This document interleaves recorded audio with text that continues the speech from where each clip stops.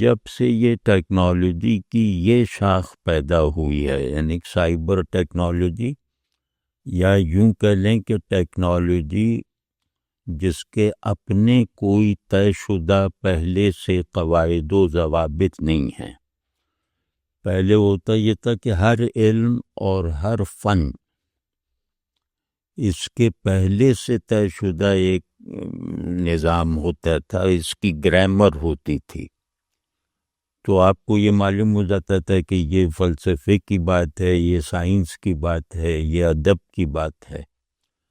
تو وہ جیسے آدمی لاشعوری طور پر اپنے ادراک اور اظہار، یعنی اپنی سمجھ اور اس کے اظہار کو کیٹیگرائز رکھتا تھا، یعنی لاشعوری طور پر ممکن ہے کہ میں نہ بتا سکوں کہ میں یہ کس کیٹیگری میں کہہ رہا ہوں، لیکن یہ کہ وہ بولنے اور سننے والے کے درمیان ایک معاہدہ تھا۔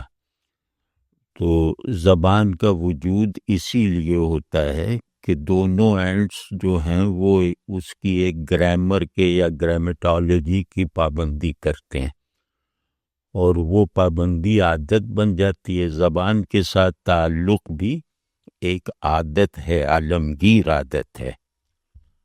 تو لفظ کے ساتھ جنہوں نے بھی لفظ کے ساتھ تعلق کو اپنی انڈرسٹینڈنگ، پرسیپشن اور ایکسپریشن کا ذریعہ بنایا، تو ان کا لفظ اور اس کے معنی وغیرہ کے ساتھ تعلق ایک دو اصول پر ہوتا ہے، اور وہ اصول ساری دنیا میں متفقہ ہوتے ہیں۔ تو اس کو کہتے ہیں کہ معنی اور لفظ کے آ جانے سے معنی کیٹیگرائز ہو گئے ہیں۔ اگر آپ تصور کریں کہ زبان سے پہلے کا جب دور تھا وہ اشاروں کی اور تصویری زبان، تو اس وقت معنی کیٹیگرائز نہیں ہوئے تھے، بلکہ فارمز ہی اپنے معنی کی طرح بنی ہوئی تھی کہ یہ آپ نے ڈر کی علامت بنا دی تو وہ اس سے کوئی جیسے جانور آ جائے گا ذہن میں، خوشی کی علامت بنا دی تو یہ آ جائے گا بھائی ان کے یہاں کوئی خوشی ہے وغیرہ۔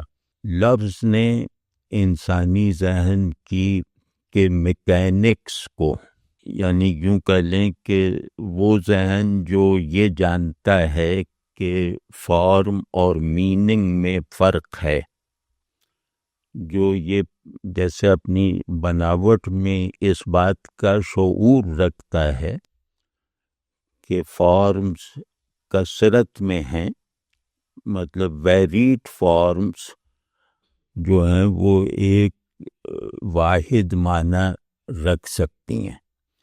تو یہ ساری چیزیں جو انسانی ذہن کی سب سے بڑی جو وہ ہے نا حرکت، یعنی کہ اگر ہم یہ کہیں کہ ذہن فطری طور پر کیا کام کرتا ہے میرے ارادے سے ماورا حالت میں، تو وہ کثرت میں وحدت تلاش کرتا ہے۔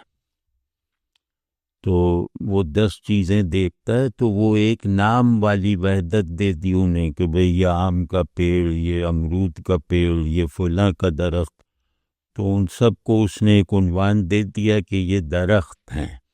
تو یہ گویا ذہن کی اسی فطرت ہے، اس کا تقاضا پورا ہوتا ہے۔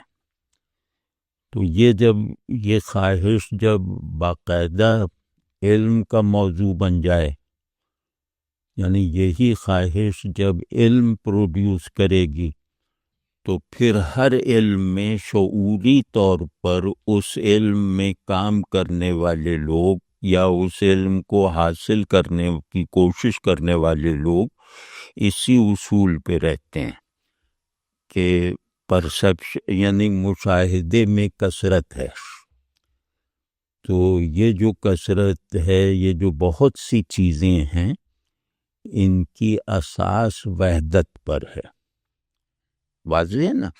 جیسے جب شروع میں غور کیا گیا، یعنی لفظ کو اپنا وہ بنا کر، میڈیم بنا کر جب غور کیا گیا کہ بھئی بنیادی سوالات کیا ہیں، یعنی ایک سوال بنا دو جس میں سب چیزیں آ جائیں، یعنی اس سوال کو اگر ہم حل کر لیں تو ہم گویا اس پوری کائنات اور آدمی کو سمجھ سکتے ہیں.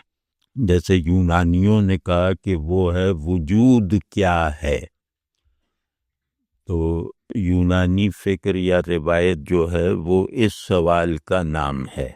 اس سوال کو کہ وہ مطلب اس سوال کا جواب دیتی ہے. تو اس کے بعد جو ہے ہمارے یہاں جیسے یہ ہندوستان کی روایت وغیرہ، تو اس میں سوال یہ تھا کہ علم کیا ہے، کیونکہ یہاں جو ہندوستان کی روایت خصوصاً یہاں وجود واہمہ ہے، تو یہاں صرف اسٹیٹس آف ریئلائزیشن ہیں، یعنی آپ سمجھ گئے، آپ جان گئے، ٹھیک ہے، یعنی علم ہی سب کچھ ہے. وجود جو ہے وہ علم کے تشکیل پانے کا ایک مفروضہ ہے کہ ہم اس مفروضے کی بنیاد پہ شعور کو تشکیل دیتے ہیں. تو ان کے یہاں پرائم ریئلٹی کانشسنس ہے، ایگزسٹنس یا بینگ نہیں ہے. تو میں نے مطلب مثال ایسی دی کہ وہ جو بات اب آگے کہیں گے اس کی ایک بنیاد پڑ جائے. تو ادھر ویدانت والوں کو اگر کہا کہ گیان کیا ہے، تو اگر اس کا جواب مل جائے تو آپ نے سب کچھ جان لیا. اور وہ کیا نام ہے ان یونانیوں کا یہ ایک وجود کیا ہے، اس کا جو بھی جواب ملے گا وہ یونیورسل ہوگا، وہ پرٹیکولر نہیں ہوگا. واضح ہے نہیں بات کہ وہ مقامی نہیں ہوگا، کچھ فارمز تک محدود نہیں ہوگا، مشاہدات کا قیدی نہیں ہوگا، وغیرہ وغیرہ. تو افلاطون نے دکھایا کہ بھئی وجود کیا ہے کا یہ جواب ہے. تو اس میں اس نے تینوں علوم جیسے ایجاد کر دیے، اور وہی تین علوم اصل علوم ہیں، انہی کی بنیاد پر پھر دیگر علوم پیدا ہوئے ہیں. اب آپ سوچیں کہ وہ روایت کتنی بڑی روایت ہوگی کہ انہوں نے جیسے ذہن کی تقدیر لکھ دی. تو وہ کہ آنٹالوجی، وجود کا علم، وجود کا علم کیا ہوتا ہے کہ یہ سارا کچھ جو موجود ہے اس کی اصل واحد کیا ہے، اس کا جو ہے وہ سنگل، وہ واحد پرنسپل یا اوریجن کیا ہے. تو وحدت کے بغیر چیزیں معنی نہیں پیدا کرتی. تو اسی سے اس نے نکالا کازمالوجی. تو کائنات جو دکھائی دیتی ہے وہ بہت تھوڑی ہے، بہت ہی تھوڑی ہے، اور جو موجود ہے یقین کے ساتھ وہ لامحدود لامحدود کے دائرے میں ہے. اس بات کو مطلب ویسے ہی جیسے آدمی سمجھ لے تو اچھا ہے. تو مطلب میں نے کائنات کا مشاہدہ اتنا بھی نہیں کیا کہ جتنا صحرائے اعظم کے ایک ذرے کا مشاہدہ ہو صحرا کے تناسب سے، اور اس سے آگے میں کبھی کر بھی نہیں سکوں گا. واضح ہے نا؟ تو مطلب اس کو فیصد وغیرہ کے ٹرمز میں نہیں سمجھا جا سکتا. مطلب یہ کہ میں نے ایک ذرہ لامتناہی اور لامحدود کا مشاہدہ کیا ہے، اور اس ایک ذرے کے مشاہدے نے میرے اندر لامتناہی کائنات کا یقین پیدا کر دیا. اب اس کو سوچنا چاہیے نا کہ اس یقین کی اساس کیا ہے. مطلب آپ نے ایک ذرے کو دیکھ کر پورے انسین اور ان نویبل صحرا کو اپنے یقین کا موضوع بنا لیا کہ یقیناً کائنات عقل سے زیادہ ہے، تخیل سے زیادہ ہے، حتیٰ کہ ہمارے تصور وجود سے بھی زیادہ ہے، وغیرہ وغیرہ. تو اس کو غور سے سمجھنا چاہیے کہ چیزیں اپنی وحدت میں مشاہدے کا موضوع نہیں ہیں، ورنہ آدمی زندگی نہیں گزار سکتا. کہ اگر وہ کہے کہ جن چیزوں پر تمہیں یقین ہے وہ تم نے مشاہدہ کی ہیں، تو اس میں تو آپ دوسرا دن نہیں گزار پائیں گے. یعنی آپ کا جو ایک نظام یقین ہے وہ بالکل ہی ٹھپ ہو کے رہ جائے گا. اور اگر وہ نظام یقین جو اے پرایورائی ہے، یا یوں کہہ لیں کہ جو تجربے کے بغیر ہے، اور تجربے میں آنے کا اس کے سرے سے کوئی امکان نہیں ہے، یعنی امکان ہی نہیں ہے کہ وہ تجربے میں آ جائے، مشاہدے میں آ جائے، حواس میں آ جائے، یا حتیٰ کہ تصور میں آ جائے. ٹھیک ہے نا؟ تو اتنی بڑی دیوار کھڑی ہوئی ہے میرے اور تقریباً ساری کائنات کے بیچ میں. ساری کائنات جب میں کہوں گا تو اس میں اس کا ان نوئبل ہونا واضح ہوگا. اور یعنی جتنی کائنات مجھے معلوم ہے وہ تو جیسے اس کائنات کا ایک ریزہ سا ہے. تو جب میں کہوں گا ساری کائنات یقین کے ساتھ، تو وہ ساری کائنات وہ ہے جو انسین ہے. تو مجھے ذرے پر یقین اتنا نہیں ہے، اپنے دیکھے ہوئے ذرے پر، جتنا یقین صحرا پر ہے. اب یہ جیسے دوسرا قدم ہے کہ ذرے کو میں تجزیہ کر کر کے اس کے علم کو بدلتا رہتا ہوں. یعنی یہ دنیا جو میرے مشاہدے میں جتنا ہے، تو اس میں اس کا اگر ٹول ہے اس کو دیکھنے کا فزکس، تو فزکس بار بار خود کو بدلتی ہے، کوئی نئی چیز اس میں سے دریافت ہو جاتی ہے، اور کوئی پرانی چیز جو ہے وہ غلط ثابت ہو جاتی ہے. تو گویا آپ کا علم ایگزاسٹ نہیں ہو پا رہا اس ایک ذرے میں. یعنی اس ایک ذرے کو کھنگالنے میں آپ کبھی بھی 100% یقین تک نہیں پہنچ سکتے.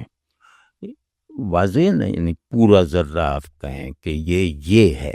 تو یہاں تو آپ یقین کا وہ جو ایک یقین جو شعور کو یقین ہوتا ہے، عقل کو یقین ہوتا ہے، ایک یقین ہوتا ہے کہ وہ پریکٹیکل ریزن کا، وہ کوئی چیز نہیں ہے. ایک یقین ہوتا ہے ہائر انٹیلیکٹ پر. تو وہاں تو دنیا کے بارے میں یقین ناممکن ہے. تو اب ایک پیراڈاکس پیدا ہو گیا نا کہ جو ذرہ ہمیں ہمارے مشاہدے میں ہے، ہم وہ ذرہ کیا ہے اس کا پورا جواب کبھی نہیں دے سکتے. ٹھیک ہے نا؟ یعنی آپ کا علم اور یہ ذرہ یہ آئیڈینٹیکل ہو جائیں. ٹھیک ہے نا؟ مطلب تو یہ ممکن ہی نہیں ہے. یہ اس ذرے کا تجزیہ کرنے والے تمام علوم اور ڈسپلنس کا اس پر اتفاق ہے. واضح ہے نا کہ اینڈ آف نالج یا پرفیکٹ نالج یہ ایک بے معنی تصور ہے. ٹھیک ہے نا؟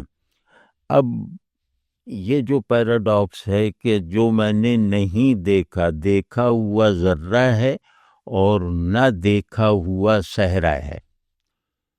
تو اس صحرا پر مجھے ماورائے علم اور ماورائے حواس یقین ہے. یعنی وہ یقین کسی بھی دلیل سے توڑا نہیں جا سکتا، اور وہ یقین کسی بھی وجہ سے چھوڑا نہیں جا سکتا، اور وہ یقین گھٹتا بڑھتا نہیں ہے. مطلب یہ کہ میں ایک محدود دنیا کا علم یا تجربہ یا مشاہدہ رکھتا ہوں، یہ جو میرے علم اور مشاہدے میں آئی ہوئی یا آ سکنے والی ناسا کی دوربینوں کے ذریعے سے بھی آ سکنے والی جو دنیا ہے، میں اسے پورا کا پورا ایز معلوم نہیں کر سکتا. یہ بھی مجھے یقین ہے. جو میں نے نہیں دیکھا، جو ناسا کی دوربینوں کی رسائی سے باہر صحرا ہے، ناسا کی دوربین گیلیکسیز کو دکھا کر اسی ذرے کا حصہ بنا رہی ہے. آپ کے لیے ہر مشاہدہ یا ہر جو آگے کی سیر ہے وہ اسی ذرے کے بارے میں آپ کے علم میں کچھ اضافہ یا ترمیم کرتی ہے. تو گویا آپ پھیلی ہوئی فضا جتنی بھی دیکھ سکتے ہیں وہ بھی اس ذرے کا حصہ ہے. ٹھیک ہے نا؟ تو جو کائنات ناسا کی دوربین سے ہمیشہ باہر رہے گی ابدی طور پر، جو تمام ہیومن فیکلٹیز بہترین تخیل اور مفروضہ بنا کر بہترین مفروضے کے ساتھ بھی اس کا کوئی دھندلا سا تصور بھی نہیں کر سکتی. ٹھیک ہے، اس پر مجھے یقین ہے. ذرے کا معلوم ہونا، جتنا بھی ذرہ مجھے معلوم ہے، اس پر مجھے عقلی یقین نہیں ہے، اس پر مجھے حسی یقین ہے، میں نے دیکھ لیا. لیکن اس یقین کو جن دلائل کی ضرورت ہوتی ہے کہ میں نے جیسا کہ یہ ہے ویسا دیکھ لیا، وہ یقین نہیں حاصل ہو سکتا اس ذرے کے سلسلے میں بھی. لیکن کیا وجہ ہے کہ یہ جس صحرا کا ذرہ ہے اس صحرا کے بارے میں میرے یقین میں کبھی کوئی دراڑ نہیں پڑتی، کبھی کوئی کمزوری نہیں آتی. اس کو سمجھنا چاہیے نا، مطلب اس کو سمجھنا بھی چاہیے، محسوس بھی کرنا چاہیے. اور اس کے ساتھ ساتھ یہ جو آج کل کے شوقیہ سوالات ہیں ان کو جیسے سنپ کرنا چاہیے کہ ان نویبل یا ان سین یہ زیادہ وجودی تیقن رکھتا ہے دیکھے ہوئے سے اور سمجھے ہوئے سے.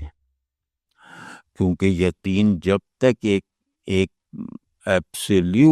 ایبسلیوٹنس اور ایک ٹرانسینڈنس سے وابستہ نہ ہو، اس وقت تک یقین جیسے وہ بیدار نہیں ہوتا. وہ یقین کی بیداری، جس چیز پر یقین ہے وہ ایبسلیوٹ ہے، ٹرانسینڈنٹ ہے اور ماورائے علم ہے.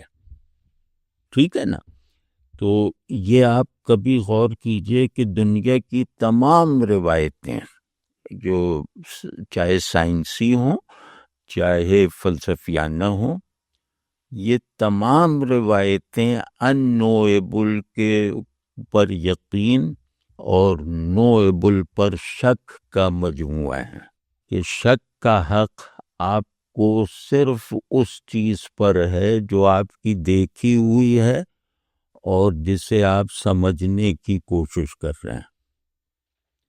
شک کا اس کے علاوہ کوئی آپ کو حق ہی نہیں ہے. حق کہتے ہیں دیکھے ہوئے اور سمجھے ہوئے کے انٹریکشن سے پیدا ہونے والا نقص علم کی بنیاد پر شبہ.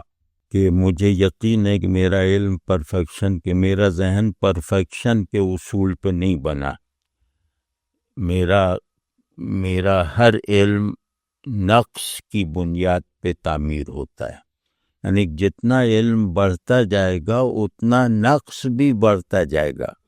علم کی تعریف یہ ہے کہ جہل میں کوئی نقص نہیں ہوتا، کہ آپ نہیں جانتے اس میں کیا نقص ہے. لیکن جتنا آپ جاننے لگتے ہیں اتنا علم کا ناقص ہونا وہ آپ کے تجربے میں آتا رہتا ہے. تو اس کا مطلب مکمل یقین کا تقاضا یہ ہے کہ وہ حصی تجربے میں نہ آئے گی. نہیں، وہ میں عرض کرتا ہوں، مطلب یہ مکمل یقین اگر علم کا نتیجہ ہے، تیقن اگر علم کا نتیجہ ہے تو یہ محال ہے. مجھے یقین دیکھی ہوئی صورت پر بھی اتنا نہیں ہے. تو تشکیک یعنی اسکیپٹسزم، یہ اس کا حق آپ کو اپنے معلومات میں ہے یا اپنے محسوسات میں ہے. یہاں معلومات کا مطلب جنرل نالج یا انفارمیشن نہیں، معلومات کا مطلب میرے ذہن میں جو ہے وہ معلومات ہیں اور وہ خارج میں جو ہیں وہ موجودات ہیں. ٹھیک، تو میرے علم میں وہ تشکیک اس میں ہے کہ میں اس میز کو یہ سمجھا ہوا ہے، اب پتہ نہیں یہ میز ایسی ہے بھی یا نہیں. اب یہاں مجھے تشکیک کا حق ہے، کیونکہ شک غیر فطری ہے اگر وہ جواب کی تلاش میں نہ ہو. تو پہلی بات یہ، اور وہ تشکیک غیر عقلی اور غیر علمی ہے جو علم کا نتیجہ نہ ہو. سمجھ؟ تو خیر، وہ جو ہر معاملے میں شک کرنا، اور شک بھئی وہ شک کون دور کرے گا کہ 100 ارب لائٹ ایئرز پہ فلاں ہے، تو اس پہ شک کیوں نہیں کرتے؟ مطلب وہ بھی اسی طرح غیب ہے. تو یہ نہیں، تشکیک کا مطلب ہے کہ نقص کو قابل اعتبار بنانا یا ذہن یا زندگی کے لیے مفید بنانا. اور اب تک جو میں نے کسی چیز کے بارے میں سمجھا ہوا ہے اس پر شک اس لیے بھی کرنا کہ تاکہ میں زیادہ سے زیادہ اس چیز کے ساتھ علمی اور عملی اور اخلاقی تعلق پیدا کر سکوں. یہ ایک الگ موضوع ہے، وہ ہم کسی وقت بتائیں گے کہ یہ جو یقینی علم کا ایک وہ ہے نا، یہ فراڈ ہے. علم یقینی نہیں ہو سکتا، علم اور یقین کا تعلق ہی نہیں ہے. تو بات خیر دوسری ہو رہی تھی، یہ اس طرف نکل گئے، پھسلتے چلے گئے. تو کیونکہ لفظ اور معنی میں لفظ ایک حد ہے، ایک لمٹ ہے، ایک فارم ہے، اور معنی کا ہر تصور لامحدودیت کے اصول پر ہے، ٹرانسینڈنس کی اساس پر ہے. لفظ یہ ہے، اب یہ ایک سائن ہے.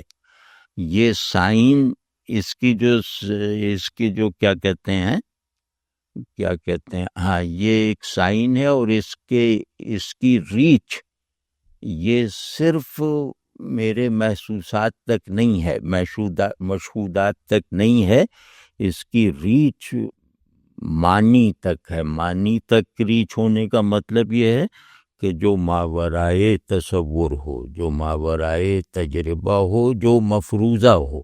تو یہ لفظ اور معنی کی اس نسبت کو سمجھنا بہت ضروری ہے، ورنہ یہ کہ سبزی کا معنی ہے وہ دکان پہ جا کے دیکھا کریں گے، اور چینی کا معنی جا کے شوگر فیکٹری سے پوچھیں گے، یہ نہیں ہے.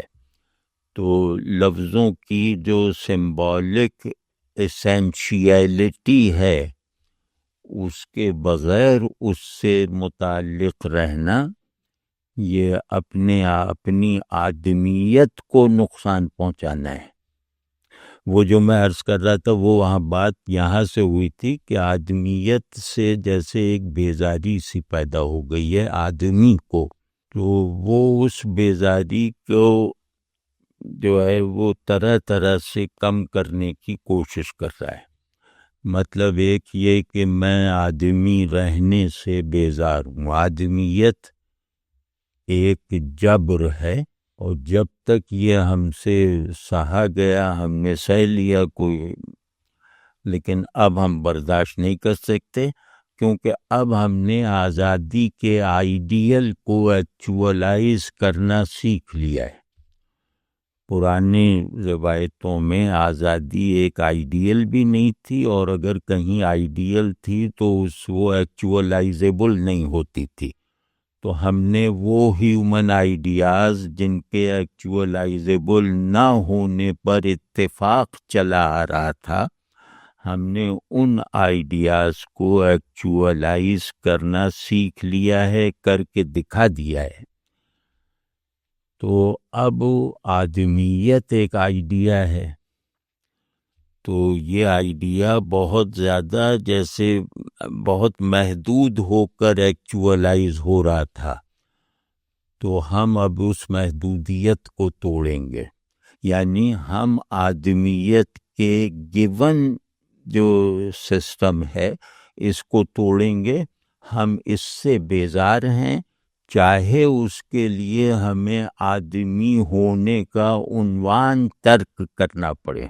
یہ مسئلہ ہے مطلب، اور یہ جو جینڈر ایشوز ہیں وہ براہ راست اس سے پیدا ہوئے ہیں کہ اپنا آدمی ہونا برا لگتا ہے، یا انسان کے بارے میں جو تصور باندھا گیا ہے اور فالو کیا گیا ہے، اور انسان نے خود کو جس طرح سے ڈیفائن کر رکھا ہے، ہمارا اب ان سب ڈیفینیشنز میں ہمارا دم گھٹتا ہے. کیونکہ ہم نے آزادی کا آئیڈیا ایکچوئلائز کر لیا ہے. ایک ایسے ماحول میں جہاں آدمیت بوجھ لگ رہی ہو، آدمیت کا مطلب ہے کہ ایک متعین تصور انسان اور اس کے عمل میں آنے کی متعین عملی، اخلاقی اور علمی صورتیں، ٹھیک ہے. تو وہ اب سب بیکار ہو گیا. اب وہ کہتا ہے ہمیں ہومو سیپین ہی نہیں رہنا، ہمیں تو وہ کیا نام ہے، وہ کیا کہتے ہیں، ہومو ڈیو، ہاں ہاں ہاں وہ بننا ہے. تو اس میں جو ہے وہ اس کا آغاز میں عرض کرتا ہوں کہ کیسے ہوا، نہیں آغاز نہیں، اس کی اثر اندازی کیسے ہوئی، جس کو ہم اپنی زبان میں کہہ رہے ہیں کہ آدمی ہونے سے بیزاری. وہ پہلا موضوع اس کا چھڑا تھا اورینٹیشن کے نام سے. تو اورینٹیشن کے بھئی اب 3 جینڈرز ہیں نا، یا اور 3 جینڈر، یا نہیں 2 جینڈرز ہیں. یہ دونوں جو ہیں وہ ایک بایولوجیکل ریلیشن رکھتے ہیں، ایک بایولوجیکل انٹریکشن رکھتے ہیں. تو سیم جینڈر اٹریکشن یہ مرض ہے، یا یہ نارمل رویہ نہیں ہے. اب ساری انسانی تاریخ اس پہ چلی آ رہی تھی. اب وہ قومیں کسی ایک خاص پیریڈ کا حوالہ نہ دیجیے گا. تو حتیٰ کہ سائیکالوجی میں یہ جو ڈس اورینٹیشن ہے اس کو مرض سمجھ کر اس کا علاج کیا جاتا تھا. یعنی سیم جینڈر اٹریکشن کا علاج ہوتا تھا امریکہ وغیرہ سب میں. تو اور اس طرح کی کشش، مطلب اس طرح کی کشش محسوس کرنے والے خود بھی اپنے آپ کو مریض تصور کرتے تھے اور اس سے نکلنا چاہتے تھے. سن 80-70 کے بعد سے نفسیات نے کہہ دیا کہ یہ نارمل ہے، اس رویے کو علاج کی ضرورت نہیں ہے. یعنی کہ سیم جینڈر اٹریکشن یہ بالکل نارمل ہے.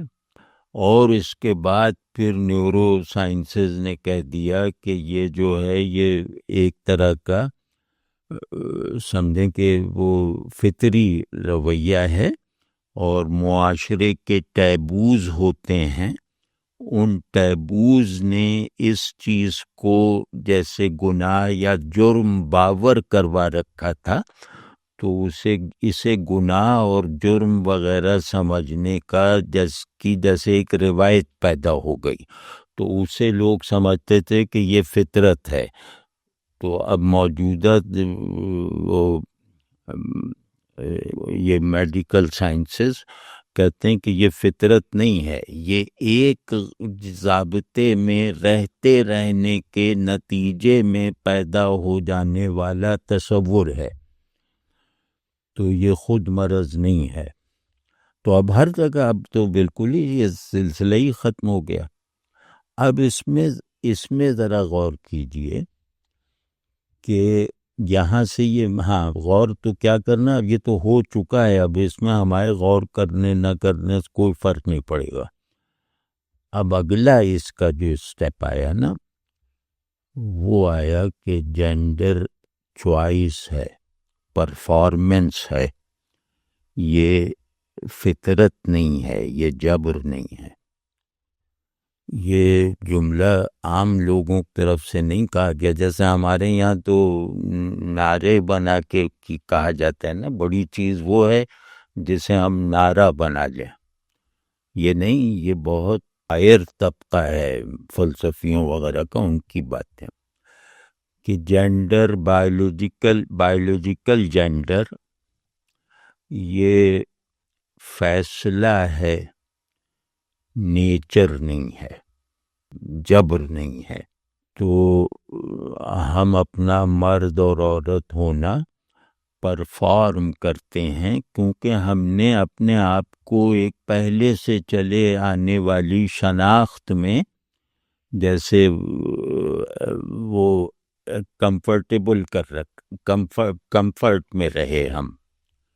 لیکن جیسے حالات بدلے، جیسے ایک جینڈر کو دوسرے جینڈر والی صلاحیتوں کا تجربہ ہوا، جیسے جبلت میں پیچیدگیوں کا تجربہ ہوا جبلت میں، تو ویسے اب ہم پر یہ کھل رہا ہے کہ جسے عورت کہتے ہیں، یہ عورت کو ہونا کوئی معنی نہیں رکھتا. یہ جیسے میرے نقاب ہیں کہ میں جو نقاب چاہے اپنے اوپر اپنے منہ پہ چڑھا لوں، اور وہی نقاب میرا تعارف ہے، کیونکہ میں اپنی آئیڈینٹی یعنی فرد اپنی شناخت مقرر کرنے اور اسے بدلتے رہنے میں آزاد ہے. یہ انسان کا سب سے بنیادی حق ہے کہ وہ خود کو ڈیفائن کرے یا خود کو آئیڈینٹیفائی کرے کسی بھی پہلو سے. تو میں جو کہوں کہ میں یہ ہوں، تو اسے مانا جاننا ضروری ہے، اور اس پر سوالات اٹھانا یا میری پسندیدہ شناخت اختیار کرنے سے مجھے روکنا، یہ انسان کے حق آزادی کی سب سے بنیادی خلاف ورزی ہے. اب ذرا اس پہ غور کیجیے. اب ہمارے پاس لٹریچر ہے ان سب چیزوں کے جوابات دینے کا. اب میں اس طرف اشارہ نہیں کرنا چاہتا کیونکہ سب لوگ وہاں کی چیزیں پڑھ کے متاثر ہوتے ہیں. تنقیدی نظر سے تو ہم کچھ دیکھتے ہی نہیں ہیں کہ انگریزی زبان میں ہے تو بس نہیں ماننا ہے، اردو میں ہے تو رد ہی کرنا ہے. یہ والا ہمارا رویہ بن گیا. لیکن یہ کہ بہت بڑا چیلنج ہے. اگر یہ چیلنج سمجھا جائے تو، یا یہ بہت بڑی تبدیلی ہے اور یہ اینڈ آف ہیومینٹی کا ایک سائن ہے کہ انسان اب ایک متروک وجود بن گیا ہے.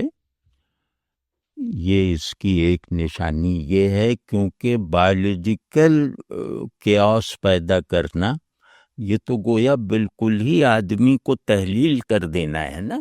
بے آدمی کے بارے میں آپ نظریات کو ادھر ادھر کر سکتے ہیں، لیکن آدمی کی جو بایولوجیکل تشکیل ہے، بایولوجیکل شناختیں ہیں، وہ تو بہت واقعے کی طرح ہے نا. تو اگر آپ ان کو بھی وہ کر دیں گے، گرا دیں گے، تو پھر آدمی غائب ہو جائے گا. یعنی آدمی کی انتہا یہ ہے، آدمی جب فنا ہوتا ہے نا تو ذہن سے شروع ہو کے جبلت پہ ختم ہوتا ہے. تو اگر میرا جبلی وجود بھی بحران کی زد میں ہے تو اس کا مطلب یہ ہے کہ اب آدمی جو ہے وہ ایواپوریٹ ہوتا جا رہا ہے. ٹھیک ہے نا؟ تو اس پہ آپ لوگوں کو سنجیدگی سے غور کرنا چاہیے. مطلب ہم لوگوں کو ہمارے یہاں یہ کہ تھرل سیکر ہیں، یا یہ اچھا یہ بھی میں خرگوش بن سکتا ہوں، بن کے دیکھتے ہیں. تو پھر وہ خرگوش بن کے پھر وہ بلی بنے گا، آدمی بننے کا خیال اسے نہیں آئے گا پھر. ہاں، تو یہ سب مطلب اب میں وہ واعظانہ لفظ نہیں استعمال کر رہا، یہ انتہائی غیر ذمہ داری ہے، یہ انتہائی irrational ہے، یہ انتہائی انہیومن ہے. تو اور اس کو ہم مشترکہ لاجک سے ثابت کر سکتے ہیں. یعنی جس لاجک سے اے کو بی پر فوقیت دی جا رہی ہے وہی لاجک کام میں لا کے ہم اس کا رزلٹ الٹ سکتے ہیں. لیکن یہ اس وقت ہی ہو سکتا ہے جب آپ کے پیچھے ول ہو. دنیا کا کوئی علم پھیل نہیں سکتا جب تک اس کی ایکسیپٹنس کی ول پہلے سے موجود نہ ہو. تو ول پیدا کرنی ہے نا، کہ ایک جذبہ پیدا کرنا ہے کہ بھئی میں تو اپنے آدمی ہونے سے مطمئن ہوں، اور نہ صرف یہ کہ اپنے آدمی یعنی اپنے ہیومن آرڈرنگ جو میری ہے میں اس پہ راضی ہوں، بلکہ یہ کہ جو میری تہذیب کا تصور انسان ہے یا انسان کے جو آئیڈیل تصورات ہیں میں ان سے پوری طرح جو ہیں فلفلڈ ہوں. تو آپ کا آپ سے ٹرانسینڈ کرنے والا کوئی تصور ہے ہی نہیں، تو آپ کیا بنیں گے؟ شعور والا وجود گویا اس بات کا پابند ہے کہ وہ اپنی ایک آئیڈیل فکسٹی رکھے جو ٹرانسینڈنس کے ساتھ ہوتی ہے، اور وہ انڈیویجول نہیں ہوتی. تو یہ اس پہ یہ خیر یہ بات آج چھیڑ گئی، اس کا ابھی دوسری بات کرنی ہے. یہ بات اس لیے کی ہے کہ آپ لوگ ذرا سا اس طرف بھی توجہ کریں، اور اگلے جمعے کو اگر زندگی اور صحت میری رہی میں آیا تو اس میں آپ جینڈر فلکس پر تیاری کر کے آئیں. جینڈر فلکس وہ تو خیر عام ہے کہ 80 جینڈرز بن چکے ہیں اور انہیں قانونی تحفظ حاصل ہے. تو اب دیکھنا یہ کہ اور اس کے پیچھے جو ہے وہ کیا ہے، اس کا بیسک نیریٹو کیا ہے. تو یہ ذرا سا دیکھ کر آئیں اور ساتھ ساتھ کچھ سوچ کے بھی آئیں کہ اس میں اسے کاؤنٹر کیسے کر سکتے ہیں. تو اگلے جمعے کو یا اگر اس میں تیاری میں دیر لگے چاہے مہینے کے اندر آپ لوگ، اب تو آسان ہے، اب چیٹ جی پی ٹی وغیرہ سے دیکھ لے تو فہرست صحیح بن جائے گی. تو وہ بھائی اب کرنا ہے. اب ہم لوگوں کو یہ نہیں ہے کہ ایک زبان ہے اور 100 کان ہیں، یہ سب اداکاری ہوتی ہے. اب 100 زبانیں اور 100 کان ہیں، تو اب ہر ایک کو اپنی اپنی فکر ہونی چاہیے. اب آپ کا کوئی بھی وہ کلیکٹیو پناہ گاہ نہیں ہے. اب بچنا ہے تو فرد کی حیثیت سے بچنا ہے. سروائیول اب افراد کا ہوگا، جنریلٹی میں نہیں ہوگا. تو یہ ذرا سا کر کے آئیے اور اس پہ اپنی رائے بنائیے، اور اپنی رائے جیسے اپنے نظام فکر کے ساتھ. یعنی میں نے اسلام قبول کیا ہے تو اسلام اس لیے تھوڑی قبول کیا کہ ہر بات مانتا جاؤں بغیر وہ اسے چیک کیے ہوئے. اسلام کا مطلب ہے کہ ایک ہول پرسپیکٹو میں نے قبول کیا ہے چیزوں کو سمجھنے، رد کرنے یا قبول کرنے کا. تو ایسے تھوڑی کوئی مذاق ہے کہ وہ ہم کہیں ہم مسلمان ہیں اور جو چاہے وہ ہمیں اٹھا کے لے جاتا ہے. اور یہ بالکل نہیں، اس میں ذمہ داری چاہیے. میں یہ نہیں کہہ رہا کہ کوئی صرف اسلام کے پرسپیکٹو دیکھو، کوئی خطرہ اب مذہبی نہیں ہے، یہ انسانی معاملہ ہے. تو بہرحال اپنے پرنسپل پرسپیکٹو سے اس صورتحال کو دیکھ کر اپنی ایک رائے بنا کر آئیں، چاہے وہ 5 فقروں میں ہو. اور یہ بھائی ضرور کیجیے گا، کیونکہ اب ہم چیزوں کو جو ہے نا، مسئلے کو تو انٹرنلائز کر لیتے ہیں، لیکن مسئلے کے حل میں کو ہم جذب نہیں کرتے. تو ہوتا یہ کہ مسئلہ ہمارے دل میں جگہ بنا لیتا ہے، خرابی ہمارے دل کو جکڑ لیتی ہے، اور خرابی کا علاج یا اچھائی کا تصور کتاب میں لکھا رہ جاتا ہے. ٹھیک ہے نا؟ تو یہ نہیں، مسئلہ اس شخص کو پیش وہ آدمی جھوٹ بولتا ہے جو کہے کہ میرا مسئلہ یہ ہے لیکن اس کا حل مجھے معلوم ہے، وہ اثر نہیں کر رہا، وہ جھوٹ بولتا ہے. میرا ہر مسئلہ اگر مجھے اس کا حل معلوم ہے تو وہ حل ہو کر رہے گا، یا اگر وہ واقعاتی طور پہ حل نہ ہو سکے، اس مسئلے کا وجود میرے باہر ہو، تو کم از کم میں اس مسئلے سے پیدا ہونے والے نقصانات سے اپنے آپ کو، اپنی ذات کو محفوظ رکھ سکتا ہوں. تو یہ ذرا کیجئے اور چیزوں کو تھوڑا سا ایک سوفسٹیکیٹڈ اظہار دیجئے. ہمارے یہاں مذہبی مکالمے اور اس میں یہ کمی ہے کہ ہم مذہب سے خوبصورتی نکال دیتے ہیں. اگلی نسل حق کو قبول نہیں کروا سکتی. تو ایک جیسے حسن اظہار سیکھنا چاہیے، اور دوسرے یہ کہ ہمیں اس لوگوں کی اس رائے سے اپنے آپ کو وہ مستثنیٰ کروانا چاہیے کہ مذہبی ذہن پسماندہ ہوتا ہے، ججمنٹل ہوتا ہے، ضدی ہوتا ہے، اور علم سے، جو ذہن کی آزادی سے علم حاصل ہوتا ہے، اس کی دشمنی کی وجہ سے ذہن کو مفلوج کر دیتا ہے. اب یہ سب ہمارے بارے میں کہا جاتا ہے، یہ میں تھوڑی تانے دے رہا ہوں. تو اب یہ بات بہت بڑی حد تک صحیح ہے، بہت بڑی حد تک.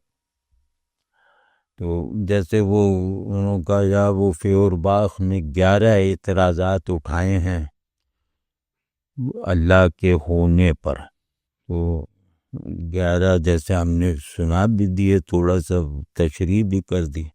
ان کا سب بکواس ہے، لعنت بھیجو، یہ چائے لاؤ. تو یہ رویہ ہے، مطلب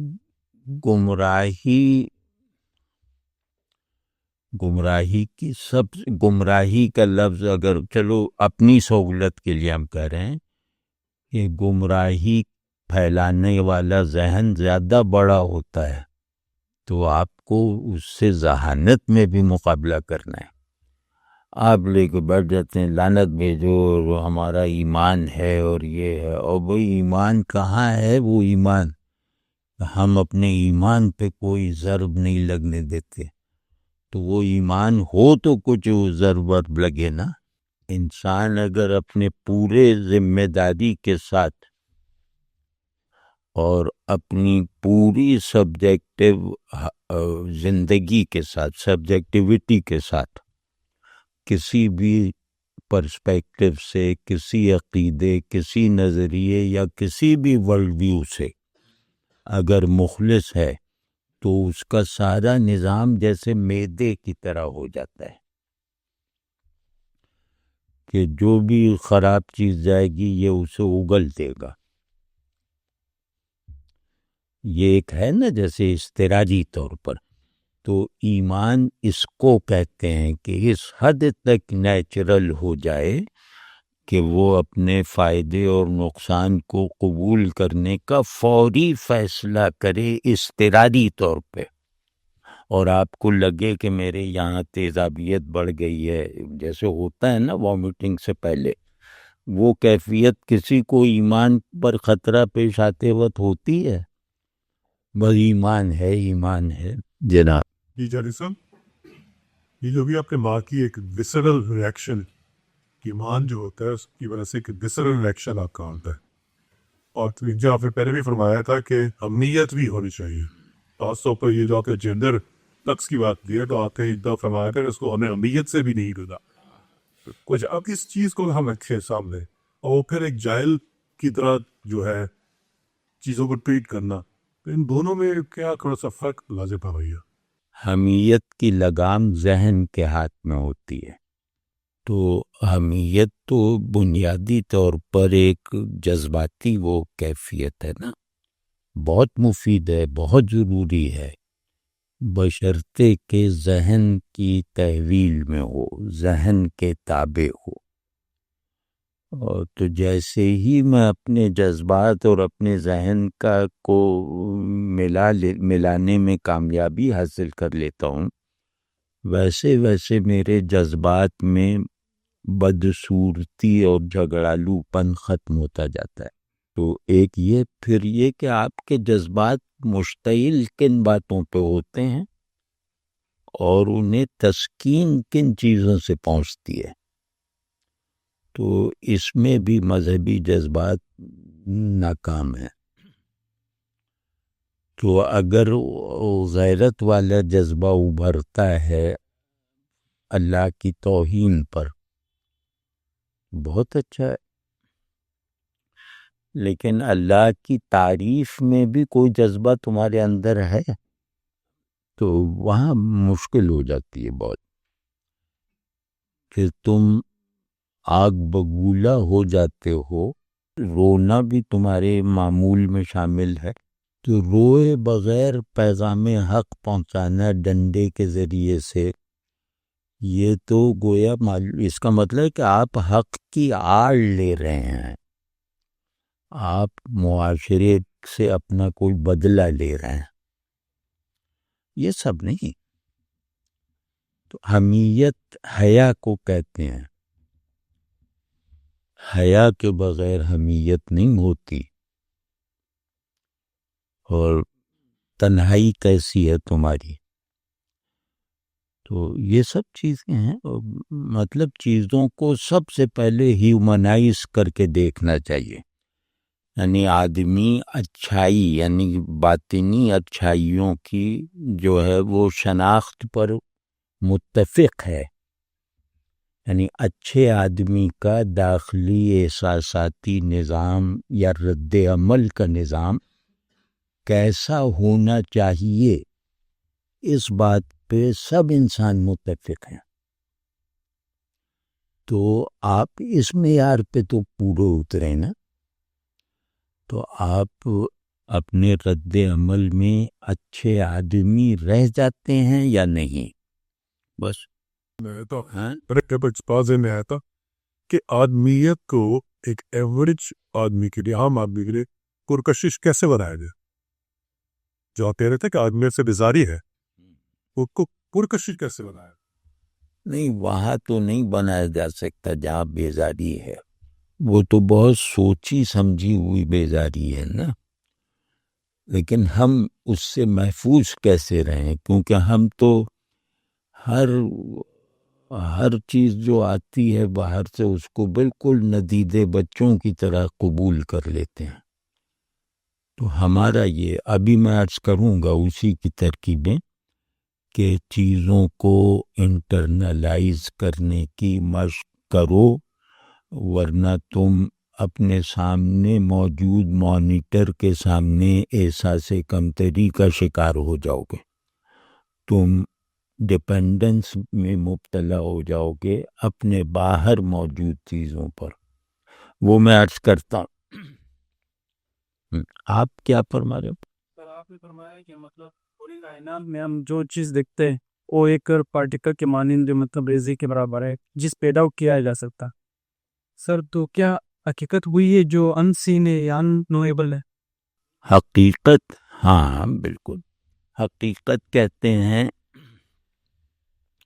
مثال کے طور پہ حقیقت ایک رنگ ہے، اور وہ رنگ سب رنگوں میں چھپا ہوا ہے.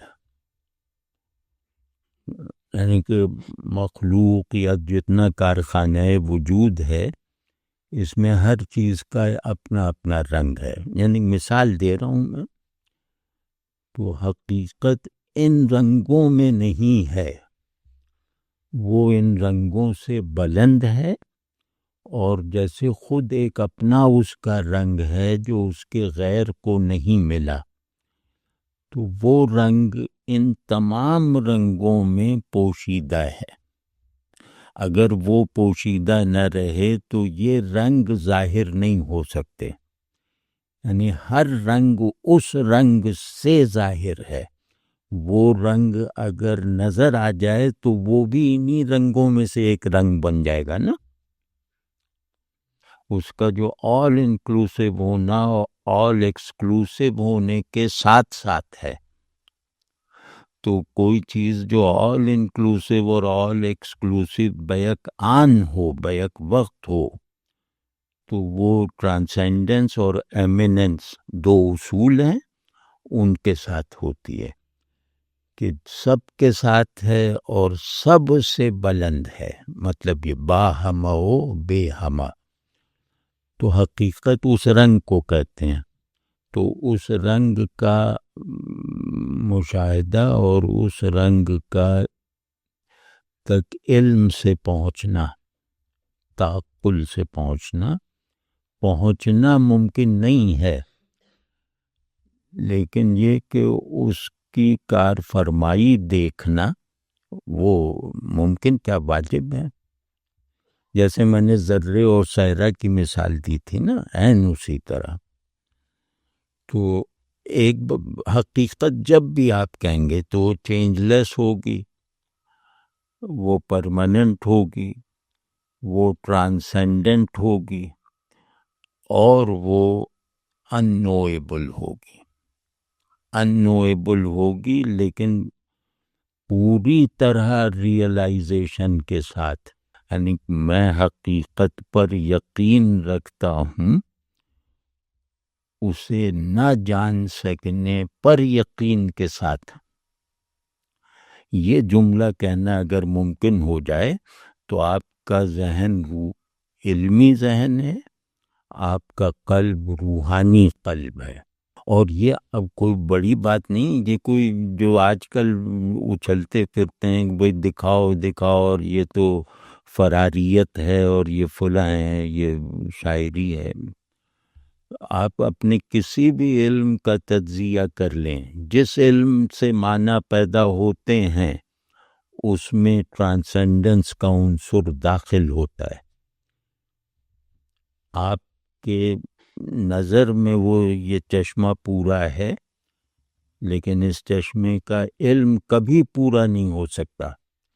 تو یہ چشمہ جو دکھائی دے رہا ہے قابل یقین حالت تک، یہ ذہن میں جا کر اپنی پوری پہچان نہیں پیدا کرتا.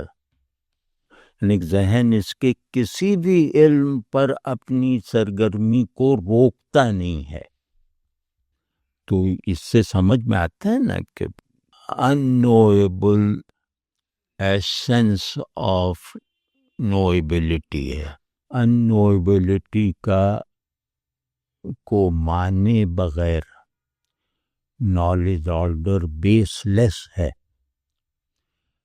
ذہن میں علم کی حرکت جاری نہیں رہ سکتی، مسلسل جاری نہیں رہ سکتی اگر unknowability کا حقیقی ہونا ذہن قبول نہ کرتا ہو. میرا علم ہمیشہ ادھورا رہے گا، کمال صرف وجود کو ہے. تو میرا ذہن وجود کو کھنگال رہا ہے، اس کے کامل ہونے کو شناخت کرنے کے لیے. تو مجھے یقین ہے کہ میرا یہ سفر کہیں بھی ختم نہیں ہوگا. جہاں بھی یہ سفر میری وجہ سے مجھے تمام بھی کرنا پڑے، وہاں یہ یقین رکھنا لازم ہے کہ میں منزل کو نہیں پہنچا، یہ منزل نہیں ہے. تو جس منزل تک آپ نہیں پہنچے وہ راستے سے زیادہ یقینی ہے. تو اس طرح، اور مطلب یہ تو ہم عام محاورے میں بات کر رہے ہیں، اس کو ٹیکنیکل اصطلاحات میں، چاہے آپ اسے فلسفے کی اصطلاح میں دیکھیں، فزکس وغیرہ کی اصطلاحوں میں دیکھیں، کسی بھی طرح، ہر ڈسپلن آف نالج اس بات کا پابند ہے، وہ پھر نالج کا ڈسپلن نہیں ہو سکتا جو ان نویبلٹی کو ایبسلیوٹ نہ سمجھتا ہو، اور جو ان نون کو وجود کا بڑا جو ایریا ہے اس کے ان نون رہنے پر یقین نہ رکھتا ہو. تو اس طرح مطلب تھوڑا سا چیزوں کو، یہ جو ایک ہم پر اب جو ہے نا، اب چیزیں جیسے علوم بھی دکان میں رکھے ہوئے ہیں اور ان علوم کو پھیلانے والے سیلز مین کی طرح آوازیں لگاتے ہیں.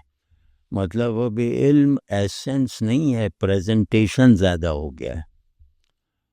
تو آپ ایسنس کی طرف پلٹیں نا، یہ سب پریزنٹیشن ہوا ہو جائے گی.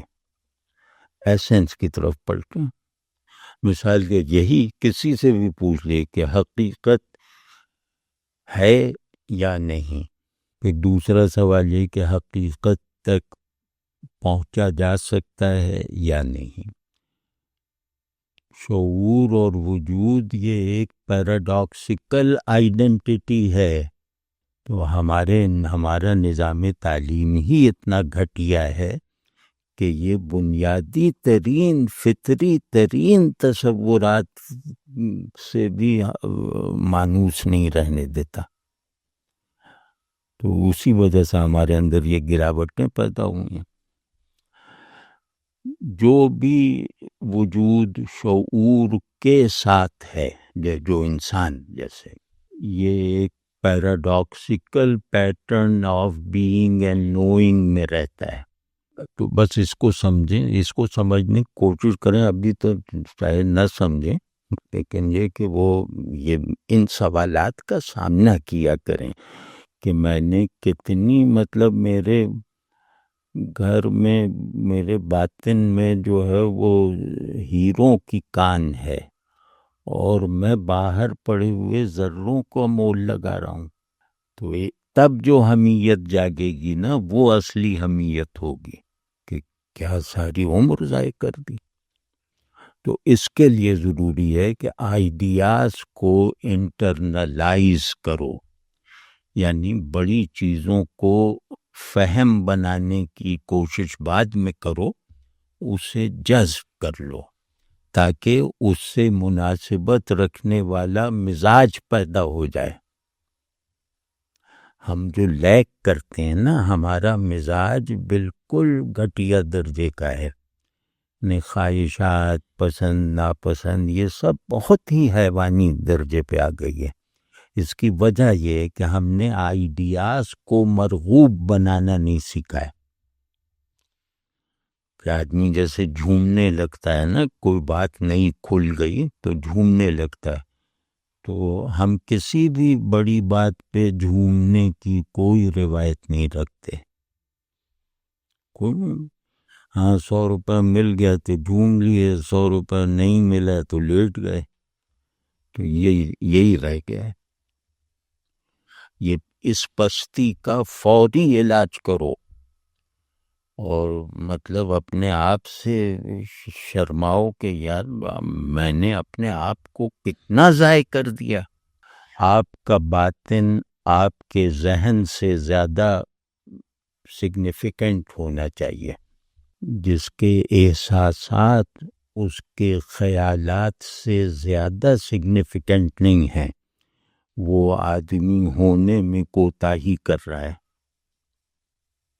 اس بات کو بھی سمجھیں کہ احساسات کی معنویت اور گہرائیاں خیالات کے میننگ اسٹرکچر سے بہت زیادہ بڑی ہوتی ہیں. اسی وجہ سے حق کے ساتھ تعلق ذہنی کم ہے، قلبی زیادہ ہے. ذہن پیسو، قلب ایکٹیو. احساسات بیدار، ذہن حالت تسلیم میں. تو وہ ہے ہی نہیں، اب کیا کریں. مطلب ابھی کسی کو بلا کے کہیں کہ یار اللہ سے اظہار محبت کرو، ذرا 5 منٹ کرو، اپنی زبان میں اللہ سے دعا کرو اور بالکل اپنے باطن کی احتیاج کھول دو. کچھ میں سب گونگے ہیں سب، وہ رٹی ہوئی دعائیں اس کو کہتے ہیں نہیں بس صرف مسنون دعا کرو.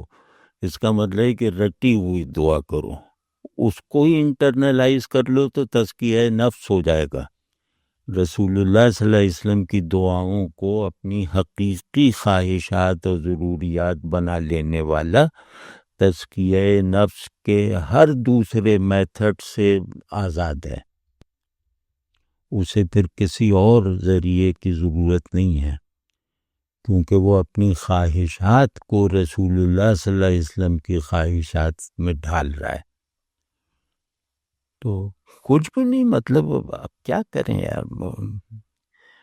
چلو کھڑے ہو کے یہی کہ مجھے 5,000 کا نوٹ اچھا لگتا ہے یا 5 کروڑ کا چیک اچھا لگتا ہے نا، میرے نام پہ آ جائے 5 کروڑ تو وہ دیکھنے میں اچھا لگتا ہے نا.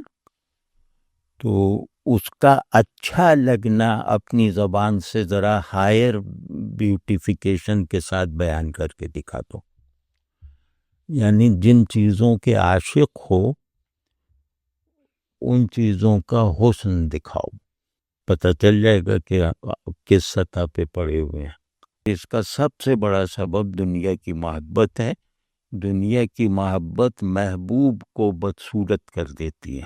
بدصورت پہ عاشق ہو، اداکاری کر رہے ہو وہ بہت خوبصورت ہے تو بتاؤ کتنی خوبصورت ہے، یہ بتا کے دکھا دو بس. اب میرا تو بھائی دل یہ چاہتا ہے کہ سب لوگ بیٹھ کے کوئی 10 دن کے لیے کوئی اعتکاف کریں، اپنے اپنی جگہ تنہائی اختیار کریں اور اپنے اندر کی ویرانی کو دور کریں. ہمارا مرض یہ نہیں ہے کہ ہم فلاں علم نہیں جانتے، فلاں علم نہیں جانتے، یہ ثانوی باتیں ہیں. ہمارا مرض یہ ہے کہ ہمارا جو اصل گھر ہے، جہاں ہمیں رہنا چاہیے یا جہاں ہم رہتے ہیں، وہاں مکڑیوں نے جالے بن رکھے ہیں. وہ بالکل آسیبی گھر ہے، باطن آسیبی ہے اور ظاہر وہ خوب رنگین ہے. تو اب کیا ہوگا، دنیا کے مناظر رنگین ہیں، اندر جھانکتے ہیں تو وہاں ڈر لگتا ہے، وہاں جنات رہتے ہیں. تو آدمی رفتہ رفتہ اپنے باطن کو چھوڑ دیتا ہے. تو باطن کو بیدار کرو، سبجیکٹیوٹی کو بیدار کرو. ذہن خواہشات کے تابع ہوتا ہے، جذبے کے تابع ہوتا ہے. پیشن نہ ہو نا تو ذہن بھی بڑا کام نہیں کر سکتا. ذہن کی لگام ایک پیشن کے ہاتھ میں ہوتی ہے اور وہ پیشن سیلف لیس ہوتا ہے. بس اتنا خیال رکھو. محبوب کے بغیر عاشق بن کے دکھاؤ، یہ یار سب کر کے دیکھیں. محبوب کوئی نہیں ہے، عاشق ہم کامل ہیں. میننگ کا جو ایکسپیرینس ہے، جو معنی کا جو ایکسپیرینس ہے، کیا وہ ڈیپینڈنٹ ہے ہمارے لفظ کے ساتھ تعلق پہ؟ کیونکہ کچھ لوگ ہیں جو امیجز میں سوچتے ہیں، کچھ لوگ ہیں وہ ورڈز میں سوچتے ہیں. تو کیا معنی کے ساتھ جو ریلیشن شپ ہے وہ لفظ کے ساتھ تعلق پہ ڈیپینڈنٹ؟ لفظ یا کوئی بھی سائن، ہاں امیج میں ہو، نمبرز میں ہو، تو کیونکہ نمبرز کی رسائی لفظ سے زیادہ ہو گئی ہے. جو جدید میتھمیٹکس ہے نا، اس میں لفظ میں جو چیز ایبسٹریکشن ہے وہاں وہ چیز پریزنس ہے میتھمیٹکس میں جا کے. تو وہ سب ہے، مطلب کوئی سائنز آپ کے سمبلز ہونے چاہیے. آپ کا سمبل کیا ہے؟ مطلب آپ جب کہتے ہیں میں یہاں ہوں، تو میں یہاں اور ہونا ان کی ایک ہائرارکی ہے نا، وہ پوری ہائرارکی بیدار ہوتی ہے اس میں یہاں ہوں. تو جس کا یہاں بھی یہ ہے 2 فٹ کی جگہ ہے، جس کا وہاں بھی وہ ہے 100 فٹ کے فاصلے پر، اور جس کا میں بھی بس یہ ایک جسم ہے، تو وہ بیچارہ کیا کرے گا؟ سر یہ پیراڈاکسس سے آتا ہے، وہ مانوس ایسے کیے پیراڈاکسس جو ہے ان سے اپنے آپ کو مانوس کرنا بہت ضروری ہے. کچھ بتائیں اس میں کہ کیسے کیا جائے. لا الہ الا اللہ یہی ہے، یہ پیراڈاکسیکل ہے. الہ ذات کے بغیر نہیں ہوتا،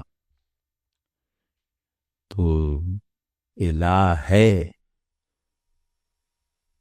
مگر جھوٹا، سچا الہ صرف وہ ہے. تو الہ کا کانسیپٹ، یہ کلمہ پڑھتے وقت ہی دیکھو کن الہوں کو تمہیں نفی کرنی پڑتی ہے.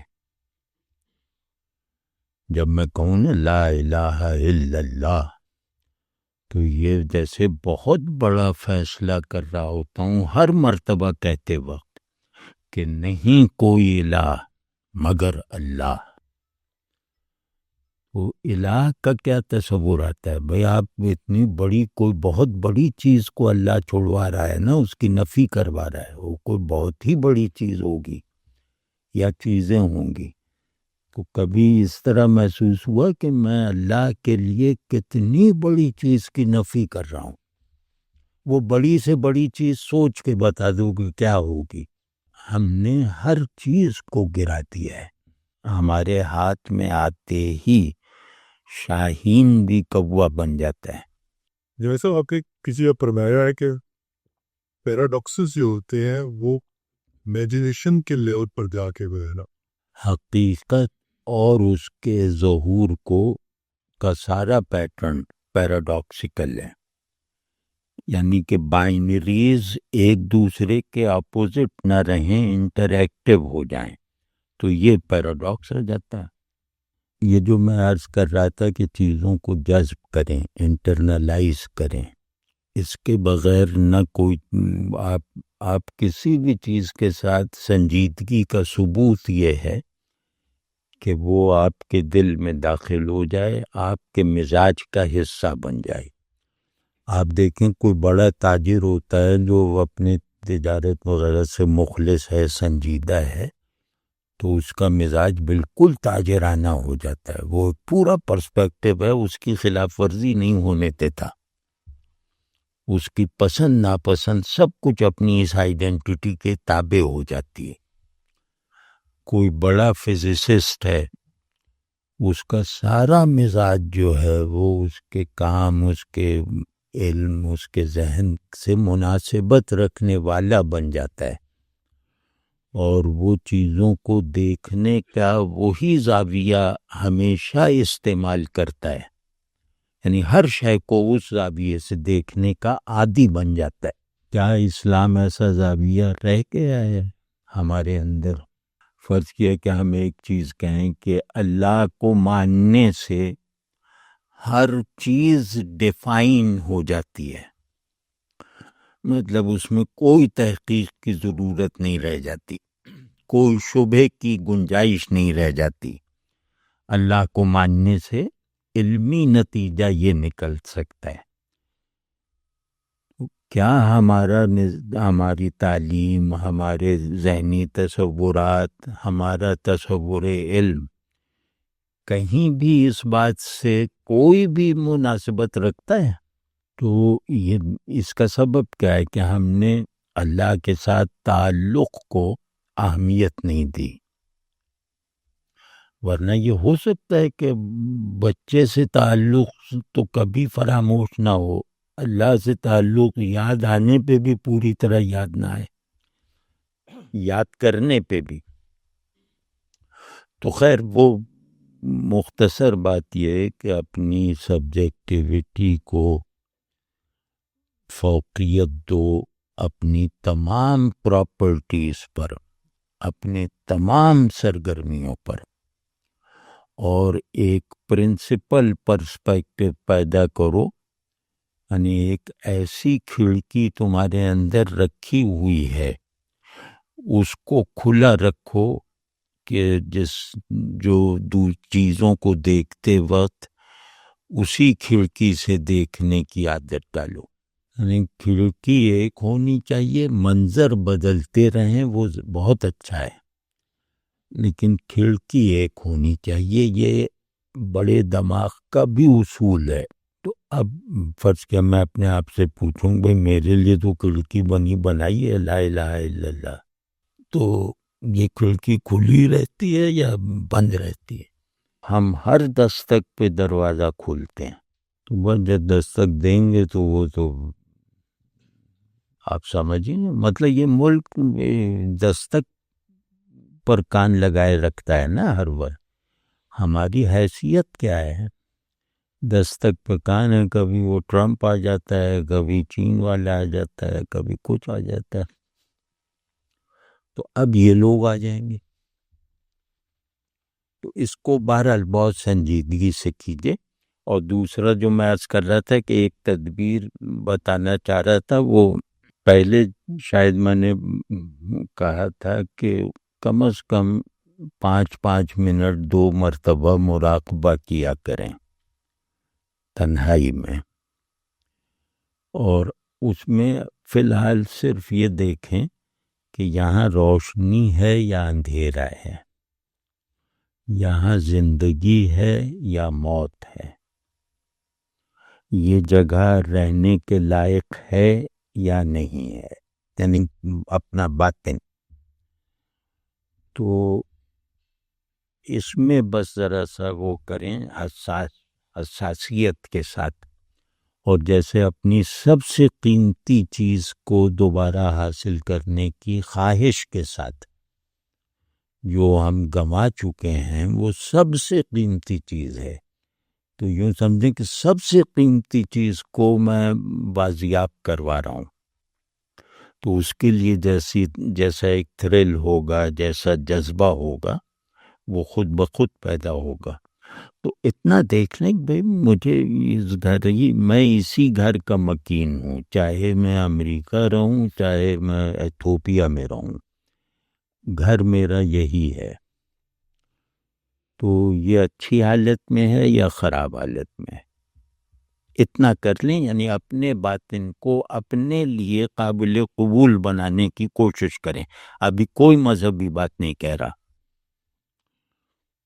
کہ آپ اس میں رہ لیں گے.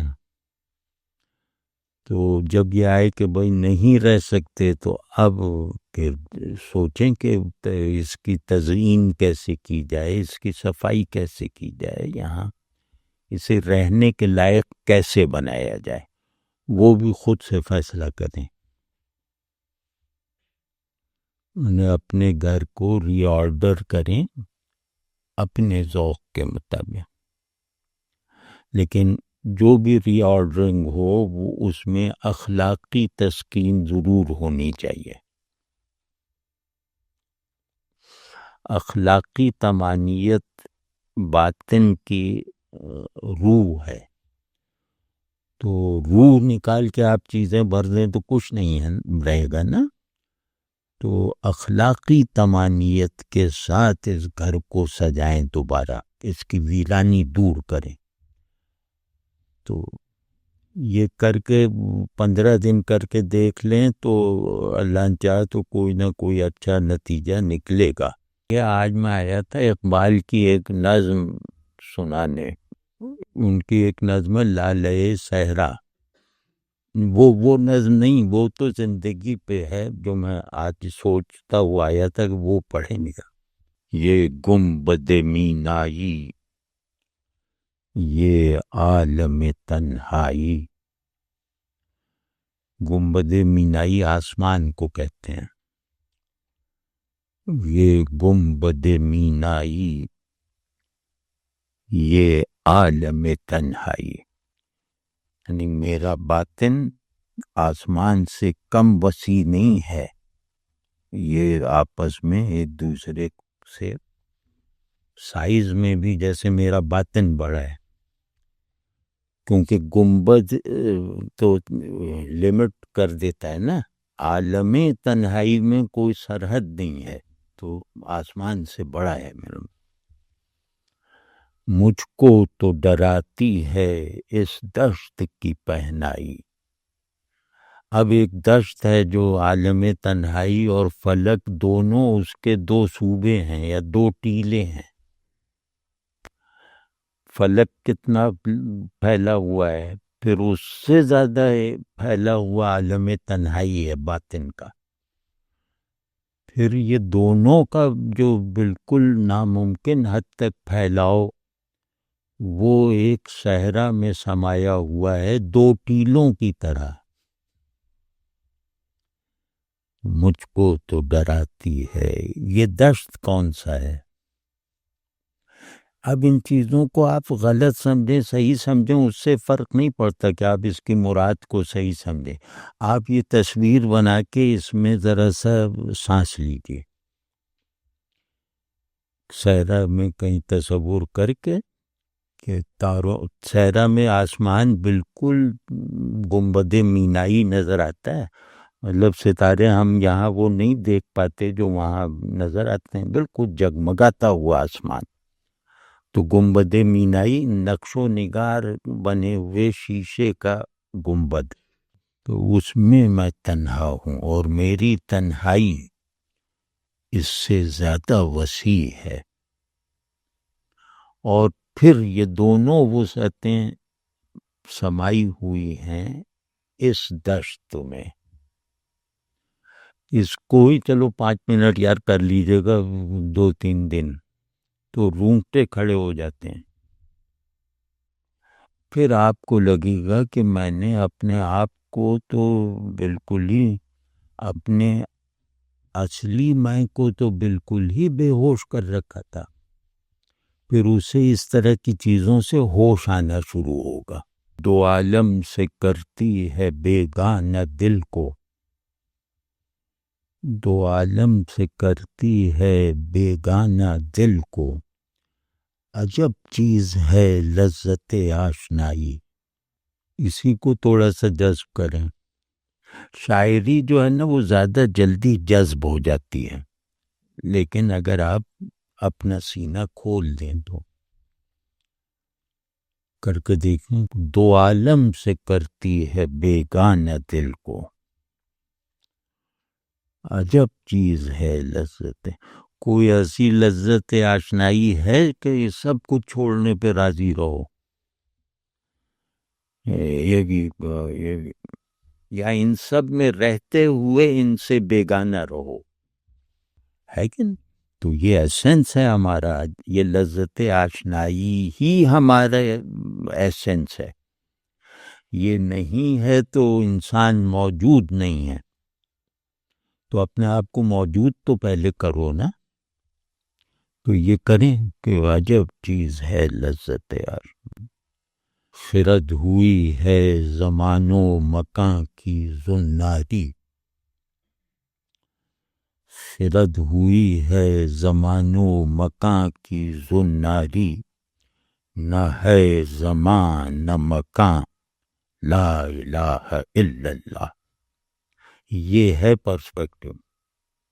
اس کو بھی گونجنے دیں اپنے اندر کہ خرد ہوئی ہے زمانو، خرد عقل زمان و مکان کی کیٹیگریز سے نکل کر کچھ بھی نہیں کر سکتی. یعنی عقل کے لیے یہ لمیٹنگ کانسیپٹس ہیں، زمان اور مکان، ٹائم سپیس. وہ اس کو کہہ رہے ہیں کہ یہ تو ان کی زناری ہے، مطلب ان کے زنجیر میں جکڑی ہوئی ہے. نہ ہے زمان نہ مکان لا الہ الا اللہ. یہ نغمہ فصل گلو لالہ کا نہیں پابند، یہ نغمہ فصل گلو لالہ کا نہیں پابند، بہار ہو کہ خزاں لا الہ الا، ایک دم جی اٹھیں گے